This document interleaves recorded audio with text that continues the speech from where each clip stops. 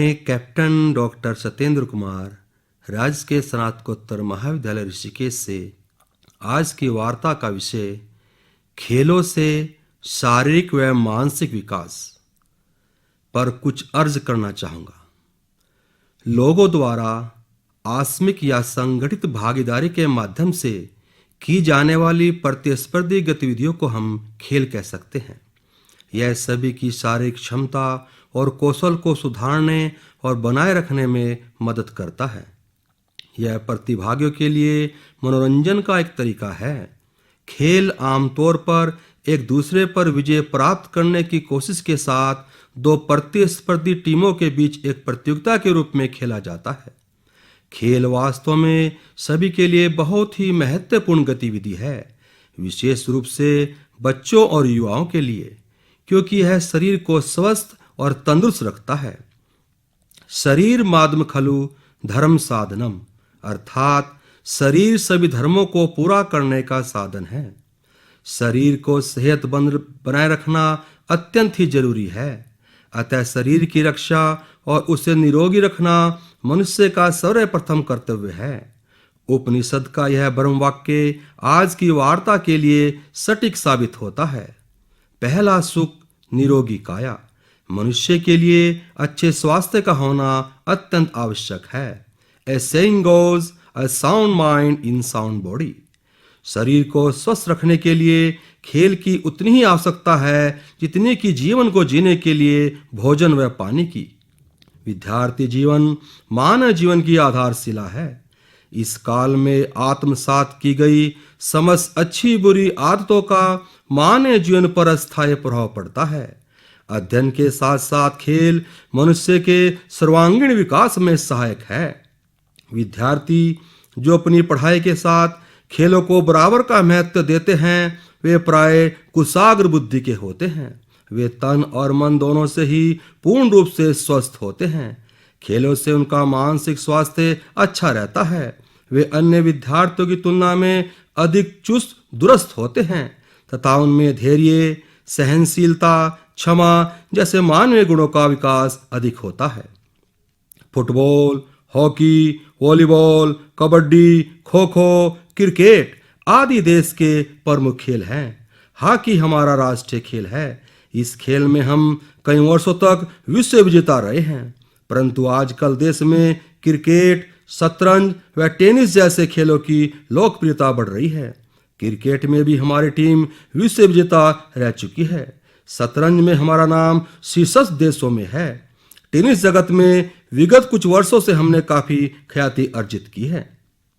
खेलों को भारतीय संस्कृति एवं एकता का प्रतीक भी कहा जाता है।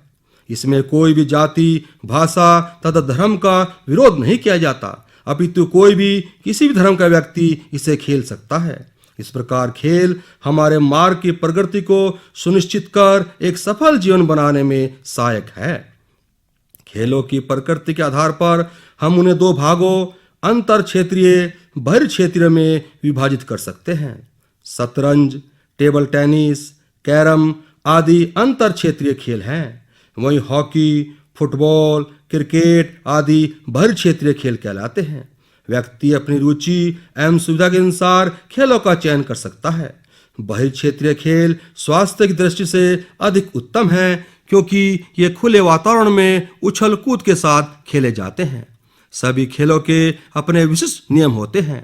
खेल भावना से खेले गए खेल लोगों में पारस्परिक सौहार्द व टीम भावना जागृत करते हैं।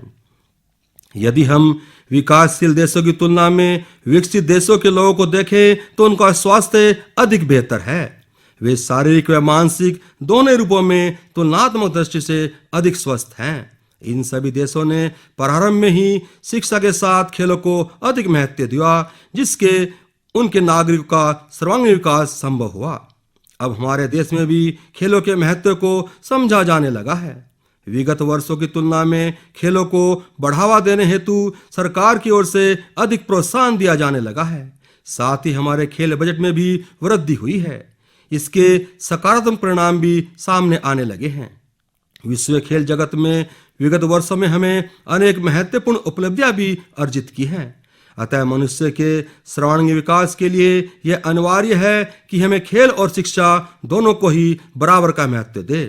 देश के स्वस्थ एवं सुदृढ़ भविष्य के लिए प्रारंभ से ही युवकों को खेल के महत्व को समझाना चाहिए। पढ़ोगे लिखोगे बनोगे नवाब, खेलोगे कूदोगे होगे खराब, यह कहावत आज निराधार हो गई है। माता पिता आज जान गए हैं कि बच्चे का मानसिक विकास के साथ शारीरिक विकास भी होना चाहिए। व्यक्ति का संपूर्ण जीवन तन और मन रूपी गाड़ी से चलता है। खेल शारीरिक विकास करते हैं तथा शिक्षा चिंतन मनन से व्यक्ति का मानसिक विकास होता है। जो बच्चे केवल पढ़ना ही पसंद करते हैं, खेलना नहीं, देखा जाता है कि वे चिड़चिड़े, आलसी या डरपोक हो जाते हैं, यहाँ तक कि अपनी रक्षा करने में असमर्थ रहते हैं।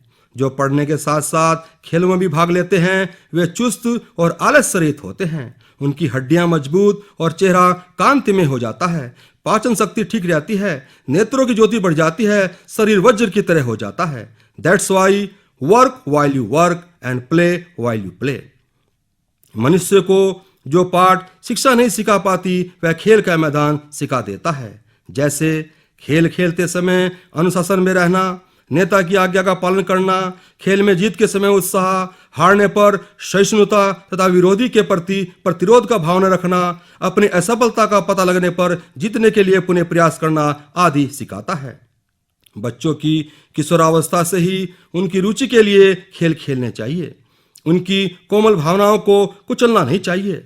उन्हें संघर्ष के लिए तैयार करना चाहिए, जिससे भविष्य में उन्हें खेलों में विजय और यश मिले। विश्व रिकॉर्ड बनाकर अपना और देश का गौरव बढ़ाएं। नेपोलियन को हराने वाला सेनापति नेल्सन ने कहा था, मेरी विजय का समझ श्रेय किशोरावस्था के खेल के मैदान को है। The war of Waterloo was von in the fields of Eton. ऐसा कहा जाता है, ब्रिटिश साम्राज्य की विजय युद्ध क्षेत्रों में उतनी नहीं होती थी जितनी एटन जैसे पब्लिक स्कूल के खेल के मैदानों में। निस्संदेह यह बात सत्य है। इसलिए यह बेहतर होगा यदि हमारे युवक और युवतियां खेल में सक्रिय भाग लें। यह अच्छी बात है कि हमारे शिक्षण संस्थाएं खेलों का आयोजन करके पुरस्कार और ट्रॉफियां देकर क्रीड़ाओं को प्रोत्साहित करती हैं। प्रत्येक युवक को कोई ना कोई खेल अवश्य ही खेलना चाहिए।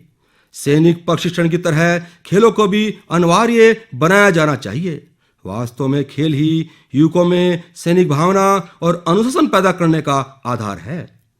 पश्चिमी देशों में खेले जाने वाले खेल अब हमारे जीवन का एक अभिन्न अंग बन चुके हैं। अंग्रेजी की तरह हमें भी इनका उचित उपयोग करना चाहिए, परंतु वे हमारे लिए बहुत उपयुक्त नहीं है। हमारी जलवायु और जीवन की पद्धति उनसे भिन्न है। इसलिए पश्चिमी खेल के साथ साथ हमें अपने खेलों और क्रीड़ाओं को फिर से अपनाना होगा।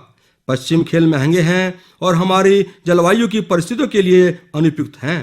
इन खेलों को अनिवार्य नहीं बनाया जा सकता, परंतु हमें यह बात सुनिश्चित करनी चाहिए कि प्रत्येक भारतीय बच्चे को किसी न किसी उपयुक्त खेल के द्वारा शारीरिक व्यायाम करने का अवसर मिले। केवल इसी से राष्ट्रीय स्वास्थ्य को बनाए रखा जा सकता है, जो कि राष्ट्रीय संपदा का सबसे बड़ा साधन है। आजकल की व्यस्त दिनचर्या में खेल ही एक ऐसा साधन है जो हमें स्वस्थ रखता है, मनोरंजन के साथ साथ हमारे विकास में सहायक है। यह हमारे शरीर को स्वस्थ एवं तंदुरुस्त बनाए रखता है। इससे हमारे नेत्रों की ज्योति बढ़ती है, हड्डियां मजबूत एवं रक्त का संचार उचित रूप से होता है। खेलों से हमारा पाचन तंत्र पूर्ण रूप से कार्य करता है। खेल एक व्यायाम है जिससे हमारी दिमागी स्तर का विकास होता है, ध्यान केंद्रित करने की शक्ति बढ़ती है। इस तरह के व्यायाम से शरीर के सारे अंग पूर्ण रूप से काम करते हैं, जिससे हमारा दिन अच्छा एवं खुशनुमा होता है। खेलों से हमारा शरीर सुडौल एवं आकर्षक बनता है, जो आलस्य को दूर कर ऊर्जा प्रदान करता है और हमें रोगों से मुक्त रखता है।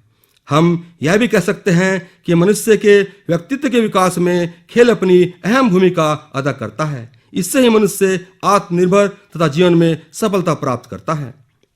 भारत सरकार खेल में ख्याति प्राप्त खिलाड़ियों को अनेक पुरस्कारों से सम्मानित करती है। अर्जुन एवं द्रोणाचार्य जैसे पुरस्कार इसी श्रेणी में आते हैं। स्कूल और कॉलेजों के खेलों में नाम कमाकर ही राष्ट्रीय और अंतर्राष्ट्रीय खेलों में छात्र पहुंच पाता है। पीटी उषा ने 8वीं कक्षा से दौड़ना प्रारंभ किया था। और अंतर्राष्ट्रीय खेलों में देश का और अपना गौरव बढ़ाया। मैरी कॉम, साइना नेहवाल, सानिया मिर्जा, पीवी सिंधु, विराट कोहली, हिमा दास जैसे महान खिलाड़ियों ने खेलों के विभिन्न वर्गों में सफलता अर्जित की है।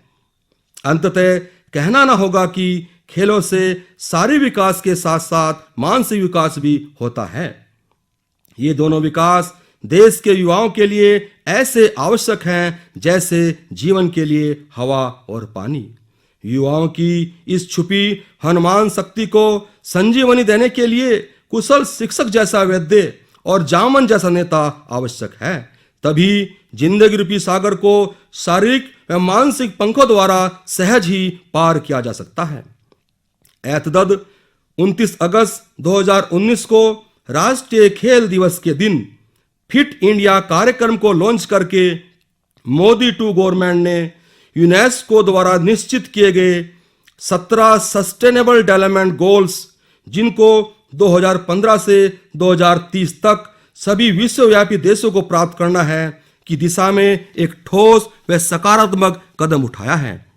इसके द्वारा पहला गोल नो पॉवर्टी, दूसरा गोल जीरो हंगर, तीसरा goal good health and well being और चौथा गोल क्वालिटी एजुकेशन प्राप्त करना है, जिस हेतु सभी विश्व राष्ट्रों के साथ साथ सभी भारतीयों तथा विशेषकर सभी युवाओं से करवाणीबद्ध अपील है कि खेलों से शारीरिक विकास के साथ साथ मानसिक विकास को अपग्रेड करके देश की मुख्य धारा में सहयोग करने हेतु चरित्रवान, गुणवान, ईमानदार, स्वावलंबी व आत्मनिर्भर बने। जय हिंद।